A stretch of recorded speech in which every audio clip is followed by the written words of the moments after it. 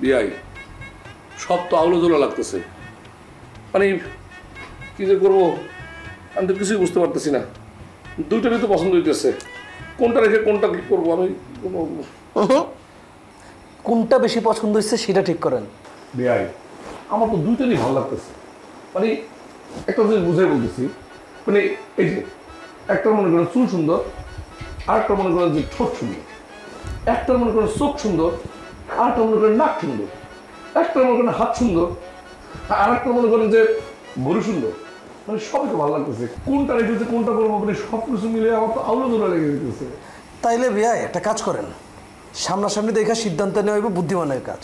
আর এমনিতেও ইদানিং ওই ছবি দেখে বিশ্বাস করা ঠিক না, মেকআপের যুগ না, প্রচুর মেকআপ দেয়, আর এর মধ্যে আছে ফিল্টারিং।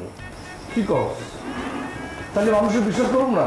আরে ভাই আপনি মানুষের বিশ্বাস করবেন? শুনেন একটা বাস্তব ঘটনা বলি। আমার এক বন্ধু আপনার মতো বিদেশ ফেরত, সে বিদেশ থেকে আসছে, তার এই ঘটক নানান ছবি দেখাইছে, এই যে দেখো মেয়ে, সে সবচেয়ে ভালো সুন্দরী দেখে একটা ছবি পছন্দ করছে যে এই মেয়ের বিয়ে করবে।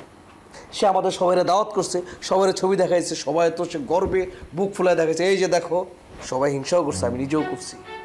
বিয়া হইছে, বাসর করছে, পরদিন সকালে যেহেতু তার বউ নাই। নাই কেন, মানে কি বাইকে গেছে? বউ পাশে বসা, কিন্তু রাইতের বউ আর দিনের বউর মধ্যে অনেক পার্থক্য। সকালে গোসল করছে না, মুখ তো ধুয়ে ফেলছি, মেকআপ তো নাই। আমার বন্ধু নগদ অজ্ঞান হয়ে গেছে। তাইলে তুই কইতে যেতেছস সামনাসামনি দেখে সিদ্ধান্ত নিতে? অবশ্যই।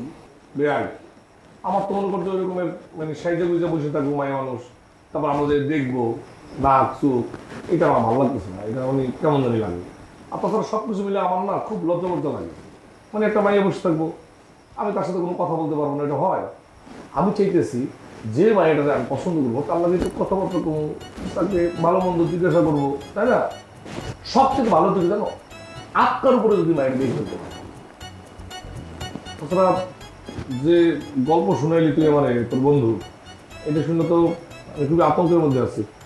আমি তো এত বড় রিস্ক নিতে পারবো না, এতদিন বিয়ে শাদী করি নাই, এখন যদি একটা প্রতারণার মধ্যে পড়ে যায় না, তাহলে তো আমার সুইসাইড করা ছাড়া আর কোনো গতি থাকবে না। আরে কি এ ভাই আসো, বস। কি আলাপ করতেছ? কি রে, তুই নাকি কালকে মেয়ে দেখতে যাবি না? এটা কেমন কথা? আমরা ঘটককে কথা দিয়ে ফেলছি না, এখন যদি না যাই পাত্রীপক্ষ কি ভাববো?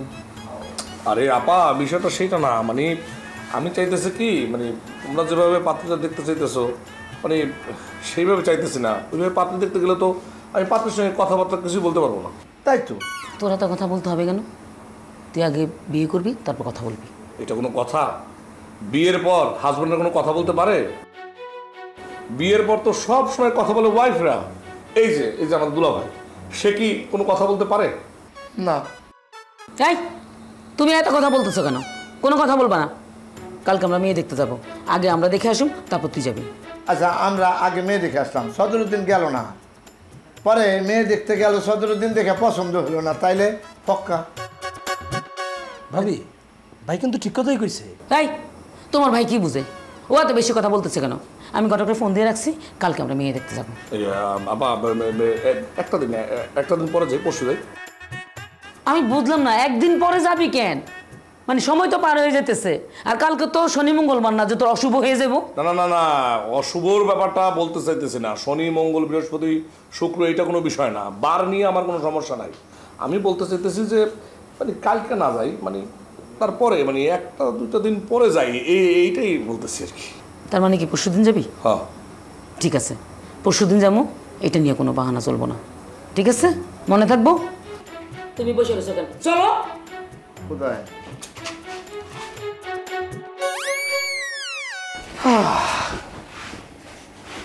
বাদ দেন, ওই মেয়ে কোনটা আগে দেখবেন? আরে সেটাই তো বুঝতে পারতেছি না। একটা মিনিট আবার দেখি। হ্যাঁ বাবু 10, 20, 30, 40, 50, 60, 70, 80, 90, 100। Right choice. বাবু 10, 20, 30, 40, 50, 60, 70, 80, 90, 100। রাইট। বাবু 10, 20, 30, 40, 50, 60, 70, 80, 90, 100। এই এত উপভোগ করতেছো কিসের জন্য? হ্যাঁ এটা কি? বাচ্চা দেখতে দেবে সেটা হলো আসল কথা। সেটাই। আবার কথা ঘুরাবি নাকি? না, গুড। আমার কাছে ওইখানে আসতেছি আসো। আসতেছি। আমার ভাইটা অনেক সব 10, 20, 30, 40, 50, 60, 70, 80, 90, 100